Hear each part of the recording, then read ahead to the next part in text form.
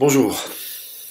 Euh, Toujours dans le cours sur la preuve, le premier cours sur la preuve, maintenant, capsule numéro 12 sur la notion de signature, qui est une notion que l'on a déjà entreaperçue dans des précédentes capsules, notamment on l'a évoqué dans la capsule numéro 6 sur l'équivalence fonctionnelle. On va revenir d'ailleurs sur cette notion d'équivalence fonctionnelle, pardon, mais c'est une notion, la signature, qui est relativement ancienne en fait. Euh, et on trouve notamment des textes dès 1996 qui évoquaient cette notion, des textes de la CNUTSI, qu'on a déjà évoqué aussi. Et dès les années 80, en fait, on essaye de regarder ce passage de la notion de signature qui était éminemment associée au papier et comment elle pourrait se traduire dans le monde du numérique. C'est une notion aussi qui est relativement facile à transposer d'un support vers un autre, du support physique vers le support numérique, et en tout cas beaucoup plus que l'original et que l'écrit. L'original, on l'a déjà évoqué, est une notion qui se traduit très mal dans le domaine numérique, et l'écrit, comme son nom l'indique, est très associé à la matière physique, alors que la signature, historiquement, pouvait être même associée à des formes presque liées à des processus oraux, et donc qui est peut-être moins imbriqué que l'écrit, avec la notion de papier. Euh, le plan est assez simple. D'une part, je voudrais revenir sur des grands principes que l'on trouve tant dans le Code civil que dans la loi cadre, évoquer les manières de la reconnaître, et notamment, conformément à la capsule numéro 6, au regard de la notion d'équivalence fonctionnelle, quelques illustrations, et enfin, je voudrais prendre un cas très pratico-pratique et regarder un outil que l'on trouve sur le marché, un parmi d'autres, mais qui est souvent utilisé, DocuSign, qui est une compagnie américaine qui offre des systèmes de signature, et donc juste évaluer de très haut, mais évaluer un petit peu les processus qui sont utilisés pour réaliser cette condition juridique. Alors sur la notion de premier des 4 points, sur la notion de signature, euh, je ne voudrais pas donner de définition de signature, mais davantage, comme on l'a déjà vu, je référerai à ces fonctions. Euh, et malgré tout, même si on a un article dans le Code civil qui évoque cette notion-là, j'avais été particulièrement surpris en fait par le fait que, notamment dans une affaire dont on va reparler, où il s'agissait d'interpréter ce qu'est une signature dans un contexte numérique, et ben les juges ne référaient pas à 28-27, mais référaient davantage au bon petit Larousse ou au grand Robert qui définit c'est quoi signer. Et donc ça, c'est une première hypothèse. Une deuxième hypothèse, c'est que souvent, quand on parle de signature numérique, on réfère à ce dont je vous ai déjà parlé, c'est-à-dire le système de biclés qui réfère à une infrastructure à clé publique. Donc un système de signature qui permet de chiffrer certains documents, euh, et ce chiffrement peut se faire avec la clé publique de, euh, euh, d'une avec une clé publique, et la clé privée correspondante, celui qui détient la clé privée correspondante sera le seul à être capable d'ouvrir le document. Donc si vous regardez signature numérique, par exemple sur une page Wikipédia, vous verrez qu'on y réfère à ce système d'infrastructure avec clé publique, ce système de biclés qui permet, via une fonction de hachage, d'associer et de sécuriser un fichier. Mais c'est pas exactement une signature telle que l'on l'entend sur le plan juridique. D'ailleurs, on trouve une jurisprudence, je vais vous le montrer parce elle est rare, mais qui dit quand il faut, quand un jugement évoque, quand une loi par exemple évoque une notion de signature, il faudrait avoir une signature numérique électronique, et le juge réfère à ce procédé très sécuritaire, mais somme toute assez peu utilisé par beaucoup de gens. Euh, pour présenter un petit peu cette notion-là, en fait, on se rend compte qu'il y a une multiplicité de lois qui réfèrent à cette obligation formelle. Alors là, je vous en ai listé 3-4 exemples, 4 exemples parmi bien d'autres, évidemment. Le premier, c'est par exemple la loi sur la protection du consommateur, la LPC, qui prévoit, l'article 27, qu'un contrat de crédit nécessite un écrit signé. Le testament, on l'a déjà évoqué, on va le revoir très rapidement, évoque le fait que le testament holographe, au regard du 726, doit être signé de la main même euh, du, du testateur, et qu'aucun procédé technique ne peut être requis. Il y a une spécificité donc, qui est prévue ici. La loi, à l'article 726, est volontairement non neutre. Elle identifie une technologie, à savoir la technologie du papier. Au contraire, vous avez une loi sur les apprenanteurs géomètres qui prévoit désormais, depuis quelques années, que les procès-verbaux de bornage ne peuvent se faire qu'en utilisant un processus de signature numérique. Et un processus de signature numérique, exactement comme je vous mentionnais tout à l'heure, avec le système de Biclay, qui détient donc un niveau de sécurité très élevé. Et de manière plus générale, la loi sur la preuve prévoit effectivement qu'une signature est parfois requise et que cette signature doit être déterminée en fonction d'un règlement applicatif quant au choix de la technologie à utiliser pour signer. Donc, ça, c'est 4 exemples, j'aurais pu vous en citer bien d'autres, où la loi réfère explicitement au fait d'utiliser ce véhicule juridique que constitue la signature.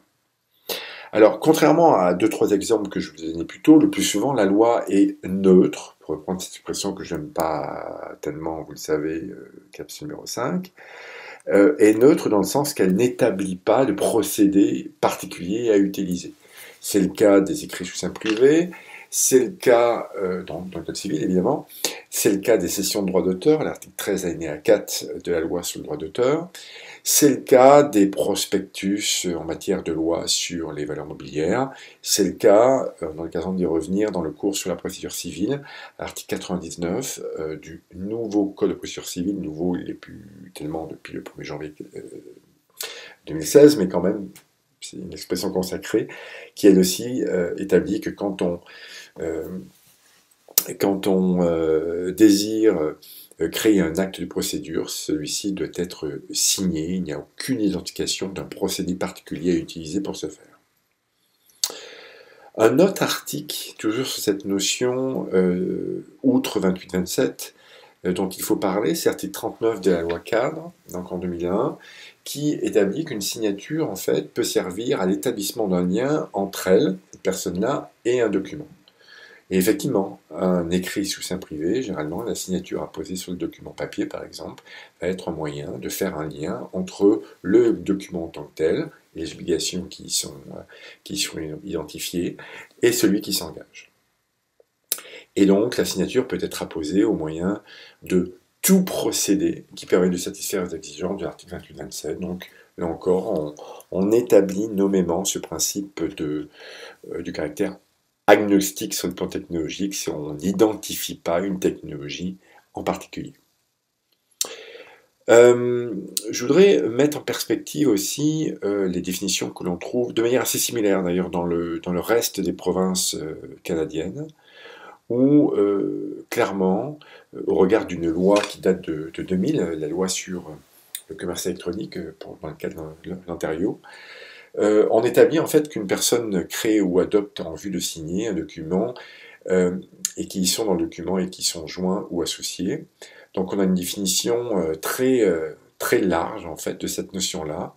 On ne réfère pas spécifiquement aux deux fonctions de 28-27, donc on a un peu l'équivalent à 39.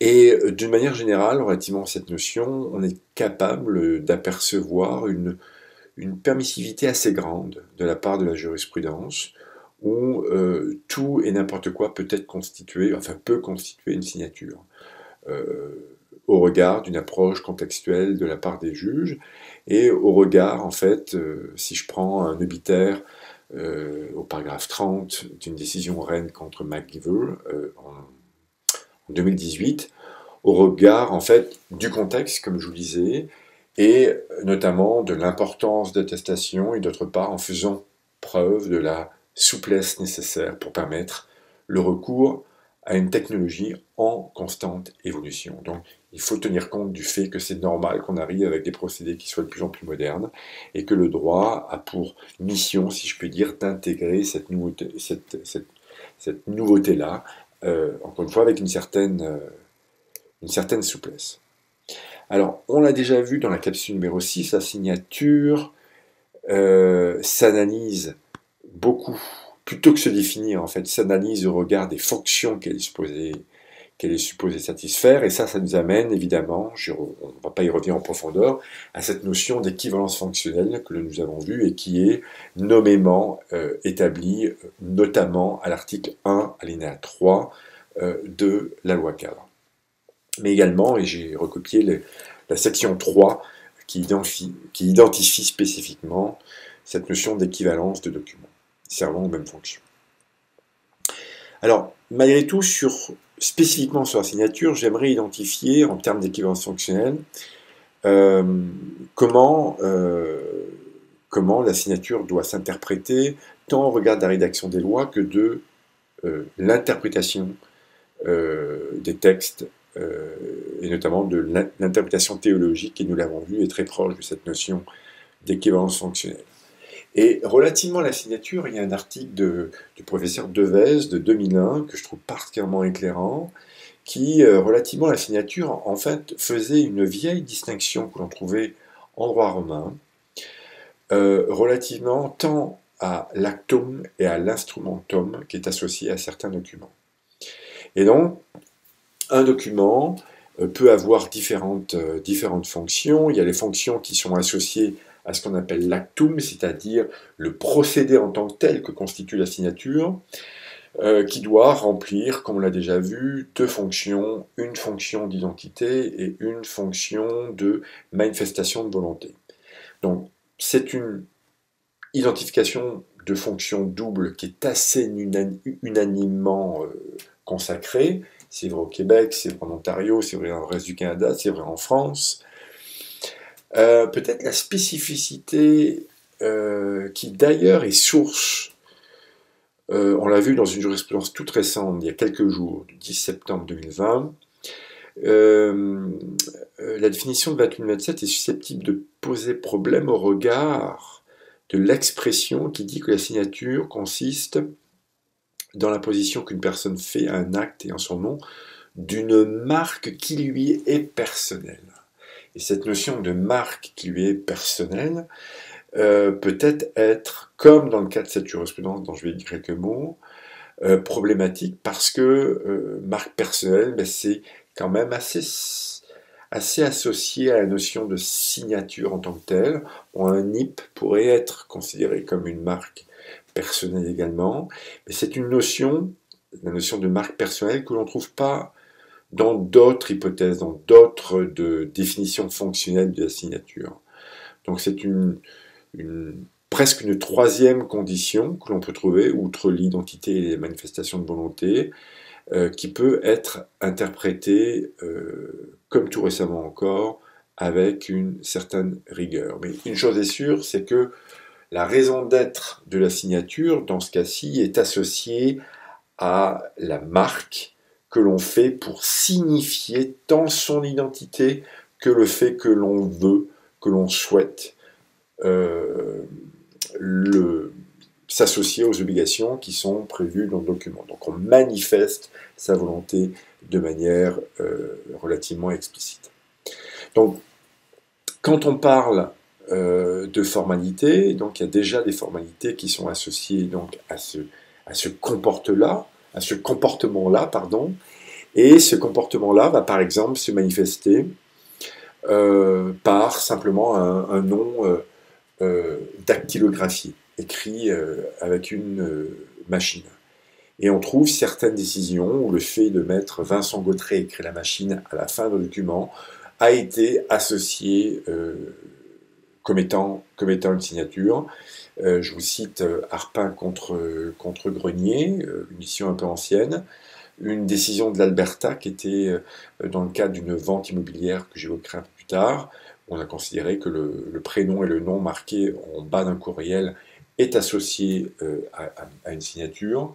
Idem dans une autre décision dans le domaine des relations de travail, SOGECOM, où là encore, il y a eu une certaine ouverture pour autoriser qu'un nom dactylographié soit considéré comme étant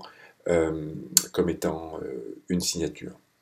Il y a une décision, en revanche, qui va dans le sens contraire, c'est Tabet contre Equity Feed Corporation en 2017, qui, au contraire, la juge Florence Lucas, je crois me souvenir, a considéré en fait que, au regard justement de la définition de 28-27 et de la marque personnelle, ben, un nom dactylographié ne pouvait constituer une signature, au regard aussi d'une vision débattue et défendue par le professeur Léo Ducharme, qui, dans son livre de 2005, prévoit que les signatures dactylographiées ne peuvent être considérées comme étant des actes signés. Personnellement, moi je considère qu'un nom dactylographié peut l'être dès lors qu'il n'y a pas de doute sur les fonctions, et notamment les deux fonctions de 28-27 que nous venons de voir. Mais sur le plan de jurisprudence, il y a des positions, il y a des décisions des deux côtés. Une autre décision, quand on parle de signature, qui doit être lue au regard de la jurisprudence québécoise, c'est une décision de la Cour du Québec, décision Roussel, qui, elle, fait preuve donc d'une certaine ouverture, d'un certain laxisme pour interpréter la notion de signature, et qui dit c'est pas parce qu'on utilise un système de signature qui n'est pas sécuritaire que celle-ci ne peut être constituée. Donc c'est pas parce qu'il y a un danger de fraude, parce que le système de sécurité, comme par exemple le prénom et le nom dactylographié en bas d'un courriel, c'est pas parce que c'est dangereux en fait que la signature ne peut être constatée et considérée. Unifor aussi, une décision de 2015, considère en fait que une photocopie d'une signature peut dans certains cas être suffisante, et donc une certaine ouverture pour reconnaître l'existence d'une signature. Donc, première fonction, qu'un document doit remplir, donc c'est les fonctions associées à l'actum en tant que tel, donc au formalisme qui est associé à la marque en tant que telle, qui va permettre d'identifier et de manifester son consentement.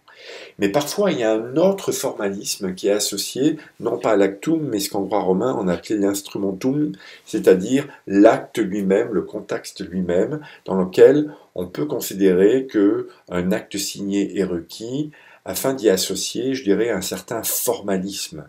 Un formalisme qui, généralement, vise à protéger la personne qui s'engage. Donc, par exemple, quand, comme je le mentionnais tout à l'heure, dans la loi sur la protection du consommateur, l'article 27 prévoit qu'un contrat de crédit requiert un écrit signé. Évidemment, la raison d'être de cette formalité, c'est la preuve, mais c'est aussi une prise de conscience que le consommateur doit avoir, qu'il est en train de s'engager pour plusieurs années vis-à-vis de ce crédit-là. Donc c'est un acte important, et eu égard à l'importance de cet acte-là, il faut, je dirais, par cette formalité associée à l'écrit signé, s'assurer qu'il ait bien compris ce à quoi il s'engage. Donc il y a un formalisme associé à l'instrumentum en tant que tel, qui vise à faire prendre conscience au consommateur de l'acte important qu'il est en train de conclure. Ça réfère à un texte que je vous ai demandé de lire, de Longfellow, dans le Columbia Law Review de 1941, page 799, où il identifie les 3 fonctions qui sont associées à un acte juridique, ou associées à une formalité. La première, c'est la preuve. La deuxième, c'est la protection ou la prise de conscience. La troisième, qui est, à mon avis, plus incidente, qui est ce qu'il appelle le channeling function, ce que Jean Dubélé appelait une fonction d'efficacité, c'est-à-dire une fonction plus, par exemple, notamment dans le domaine des actes négociables, pour que les actes se fassent plus facilement. Mais les deux fonctions principales, donc reliées à l'instrumentum, associées à un acte signé par exemple, c'est la preuve et la prise de conscience, et cette fonction formelle est par exemple particulièrement présente dans l'hypothèse du testament qu'on va revoir en quelques minutes. Si je me permets de citer ce texte de Longfellow, qui s'appelle Consideration Form, c'est que ce texte est cité, et en fait, ce texte est cité indirectement dans une décision Gariepi de la Cour d'appel, que je cite un peu plus loin, qui réfère aux trois grandes fonctions associées à certains formalismes, en se basant sur ce vieil article de 1941. Alors des exemples où on considère dans Uniforme, par exemple, toujours dans les relations de travail, que le législateur a entouré le processus d'accréditation d'une certaine rigueur, il faut respecter cette volonté, donc comme on exige une signature, il faut s'assurer que cette signature ne soit pas faite à la va-vite. Donc dans ce cas-ci, on considère que la signature a un certain formalisme de protection ou assurantiel qu'il importe de considérer. Dans l'ordre professionnel des notaires contre Canou, on considère que le fait de donner sa signature numérique à son adjointe justifie une sanction. L'acte de signer, c'est une marque personnelle, donc on ne peut pas le donner à quelqu'un d'autre. Autre exemple, c'est justement cette décision du 10 septembre 2020, donc il y a quelques jours, où là encore, on établit que la signature revêt une importance accrue afin de démontrer la volonté d'un salarié d'appartenir à une association. Donc on considère que le simple fait de cliquer avec une croix ne constitue pas une marque personnelle suffisante et que ça ne correspond pas, je dirais, à l'aspect, alors c'est pas mis dans la décision, mais on considère que donc une demande d'accréditation à un syndicat implique une certaine formalité et implique une certaine forme que la simple apposition d'une croix ne permet pas. Donc vision assez conservatrice que l'on trouve dans ce cas-ci. Mais d'une manière générale, il y a une sorte d'équation interprétative qui semble présente donc au regard de la jurisprudence, c'est plus l'acte doit être formel, comme par exemple un testament, et plus la preuve du moyen utilisé pour manifester le consentement de l'individu devra être non équivoque.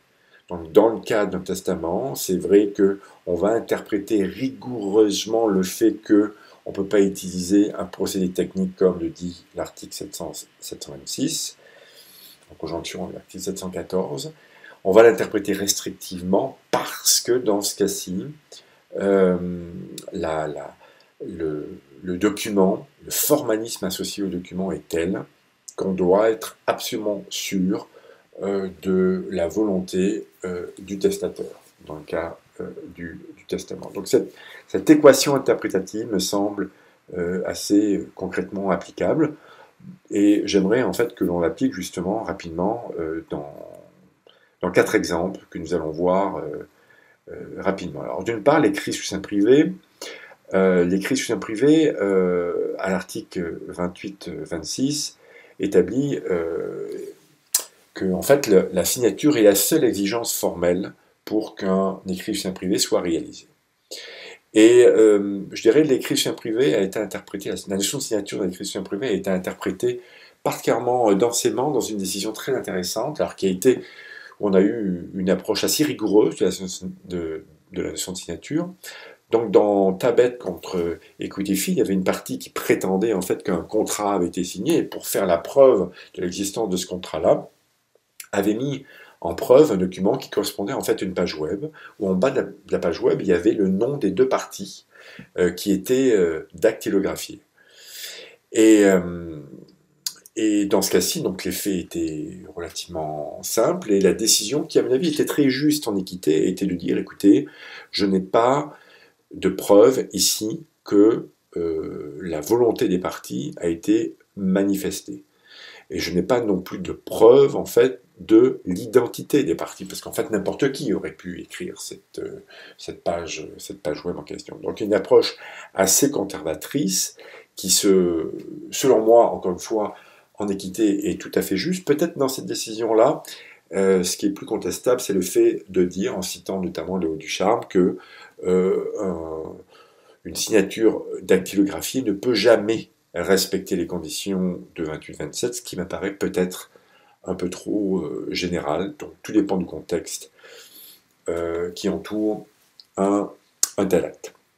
Mais décision très intéressante qui est vraiment spécifique sur cette notion-là. Sans développer, je dirais simplement qu'il y a déjà une décision, là, au contraire, dans une approche là, qui est plus large, plus laxiste dans la manière d'interpréter la notion de signature, où on dit qu'un échange de courriel, encore une fois dactylographié, peut constituer un écrit sous seing privé. Donc le fait d'envoyer un courriel avec prénom-nom à la fin du courriel, et que la réception soit faite avec pareil prénom-nom à la fin du courriel, tout ça, disait l'article 34, constitue un écrit sous seing privé. Donc, à la différence de la décision Tabet. Dans la décision Roussel, que je pense avoir déjà citée, là on effectue une approche fonctionnelle au regard de 28-27 notamment, et on dit en fait c'est pas parce qu'une fraude est possible qu'il n'y a pas de signature, et on identifie aussi le fait qu'il y a beaucoup de signatures traditionnelles qui ne sont pas très robustes.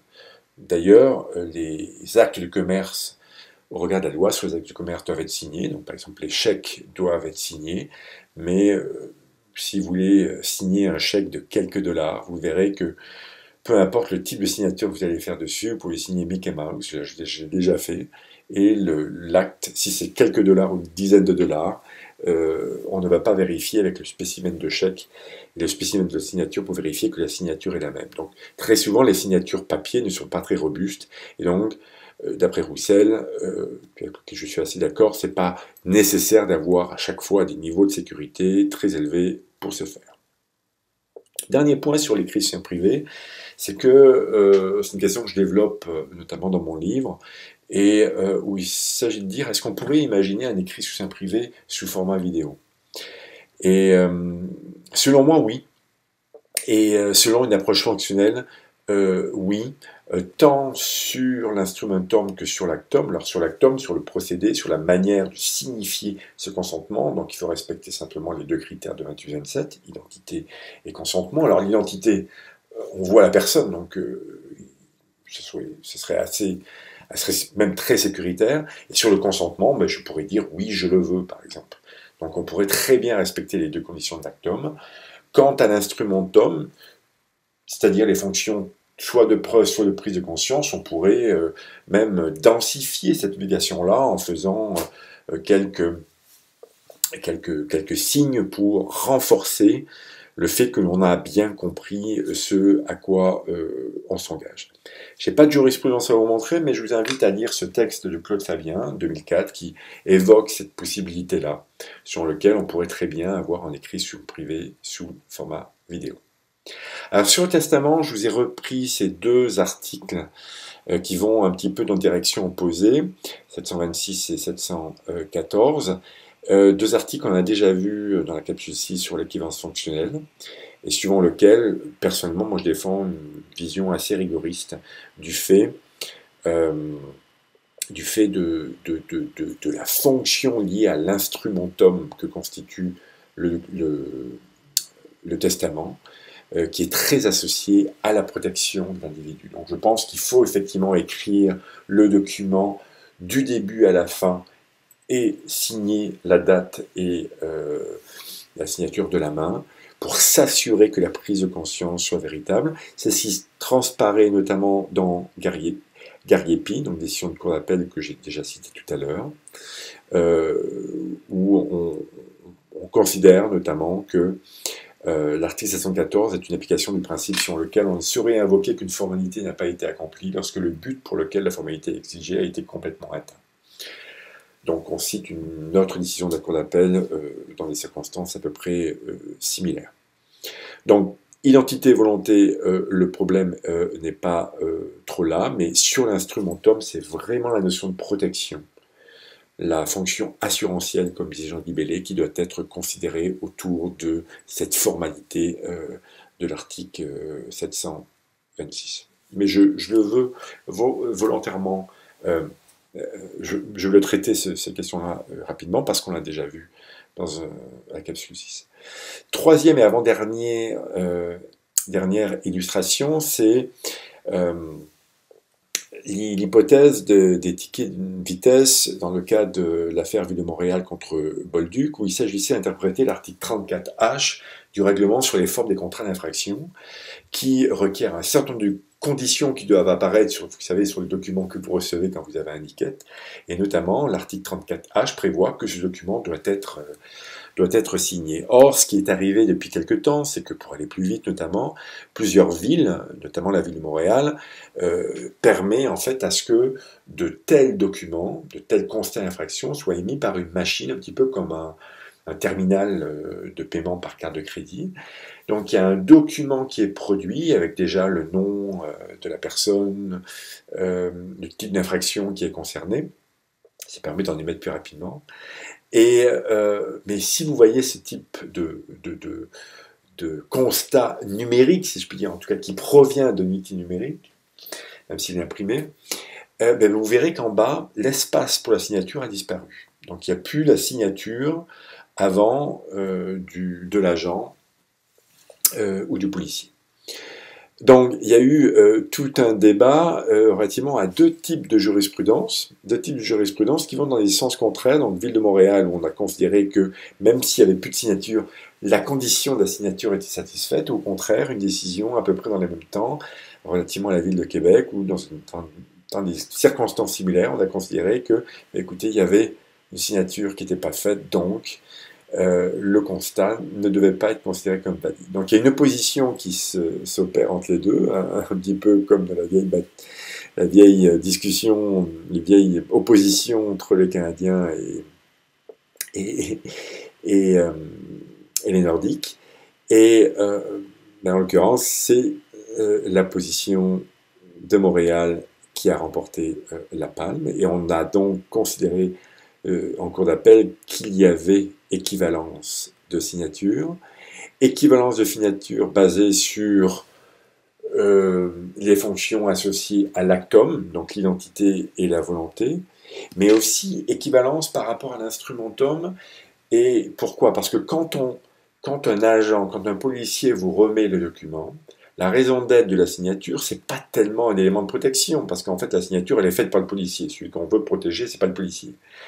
Mais la raison d'être liée à l'instrumentum est principalement une raison d'être de preuve. Or, avec la remise du document, qu'il y ait signature ou pas, on n'a aucun doute que ça vient bien des policiers. D'une part parce qu'il y a déjà le matricule, d'autre part parce que vous avez une personne ici qui peut être avec un habit de policier, on n'a aucun doute donc sur d'identité, on n'a aucun doute non plus sur la volonté qui est la sienne en nous remettant le document en question. Donc toutes les fonctions, tant sur l'actum que sur l'instrumentum, seront réalisées, me semble-t-il, avec ce document, même s'il manque l'espace à proprement parler pour la signature. C'est ce qu'a fini par dire, comme je disais, la Cour d'appel dans une décision très courte de 3-4 pages, qui est quand même très très rare pour une décision de Cour d'appel, et sans aller très en profondeur sur les arguments, et sur l'équivalence fonctionnelle notamment, qui aurait pu être utilisé en l'occurrence. Dernier exemple, et je vais aller très vite, relativement aux ventes immobilières. Pourquoi les ventes immobilières? En fait, c'est parce que le Statute of Frauds, qui est une vieille règle de droit britannique de 1677, prévoit que tous les contrats de plus d'un certain montant doivent être des écrits signés. Le Statute of Frauds a été aboli au Canada, je pense, en 1954. Donc cette condition formelle que tous les contrats importance devait être des écrits signés, a disparu. Mais par contre, il a été maintenu pour les ventes immobilières, en tout cas les ventes immobilières dans les provinces de commandement. Et donc ici, décision que j'ai déjà citée, de la Queen Bench de l'Alberta, où on a un échange de courriel pour manifester un échange de volonté entre deux parties relativement à une vente immobilière. Et on a considéré, comme je vous l'ai déjà dit, que le prénom nom en bas d'un courriel, échangé à autrui, constituait le respect de la notion d'écrit et le respect de la notion de signature. Ce qui est intéressant, c'est que deux choses qui sont intéressantes, c'est que d'une part, on se base sur une vieille décision anglaise du XVIIe siècle, je crois, mais également, on se base sur des lois d'interprétation de l'Ontario, alors qu'on est en Alberta, et on oublie de citer la loi sur le commerce électronique qui existait en Alberta et qui définissait un petit peu les fonctions associées à la signature. Donc, on n'avait même pas intégré ce texte assez nouveau qui existait pourtant dans la province de l'Alberta. Donc voilà ce que je voulais vous dire sur cet élément-là, sur le statute fault dans ce cas-ci, sur simplement identifier que il y a d'autres décisions dans le même domaine qui existent sur les ventes immobilières au Nouveau-Brunswick, en première instance et en cours d'appel, et également en droit anglais pour ceux qui voudraient voir un petit peu plus loin. Alors, dernier point que je voudrais maintenant traiter, c'est l'exemple de DocuSign. Il faut savoir en fait que la signature est une condition probatoire et que la preuve est d'ordre privé. Donc on peut très bien prévoir des ententes, des contrats pour prévoir des modalités de preuve. Donc c'est tout à fait envisageable d'utiliser des procédés de type DocuSign, qui est une technologie, je crois, très crédible et relativement sécuritaire. J'ai reproduit un élément qui permet, puis je n'ai pas envie de vraiment de développer pour déterminer comment cela fonctionne, mais peut-être le seul élément de danger, si je puis dire, en fait, c'est que vous avez une marque qui vous est envoyée par courriel afin de vous identifier dans le cadre d'un document en particulier. Et vous devez répondre donc par courriel. Et c'est sûr qu'un courriel est toujours associé à peut-être un certain type de danger, mais malgré tout, je pense que c'est un niveau assez sécuritaire. Et ce qui permet, alors si je prends par exemple l'exemple d'un document là que j'aimerais signer, ben vous avez la capacité, c'est ce que vous voyez donc ici, vous avez la capacité d'enchasser une signature qui reproduite ici, qui est associée avec un numéro unique, qui est associé à un autre numéro que l'on retrouve en haut. Donc vous avez tous les éléments associés à une signature, mais même plus en fait, parce que vous voyez, vous avez une documentation externe qui vous dit quand est-ce que la signature a été produite, avec quelle adresse IP, dans quel lieu, le nombre de pages qui est associé au document, la date évidemment. Donc il y a des éléments qui sont tout à fait crédibles et qui sont même bien supérieurs à ce qu'une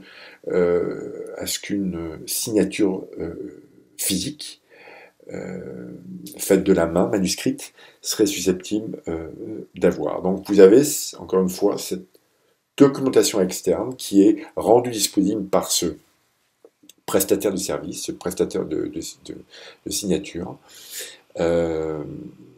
qui offre donc un niveau de sécurité, en bien des cas, encore une fois, plus élevé qu'une signature manuscrite.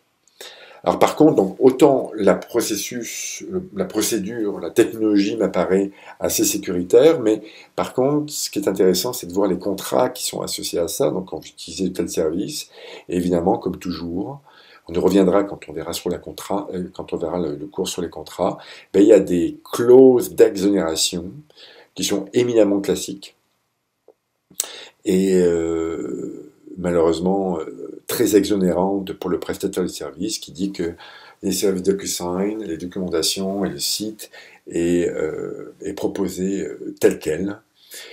Vous l'utilisez à vos seuls risques. Donc c'est toujours un peu mêlant de vouloir proposer un service de sécurité, mais de dire je suis responsable de rien. Ça correspond un peu à ce qu'on dit en droit des contrats en common law, à une rupture avec le fundamental breach. Vous ne pouvez pas, en fait, proposer un service de sécurité et dire que vous êtes responsable de rien. Il y a une opposition, je dirais, inhérente au service que vous proposez. La clause de garantie et de disclaimer est beaucoup plus longue. Et encore une fois, ces 2 pages-là ne sont que des extraits. Alors voilà ce que je voulais vous dire sur cette question passionnante, je crois, de signature, que nous aurons l'occasion de revoir en cours.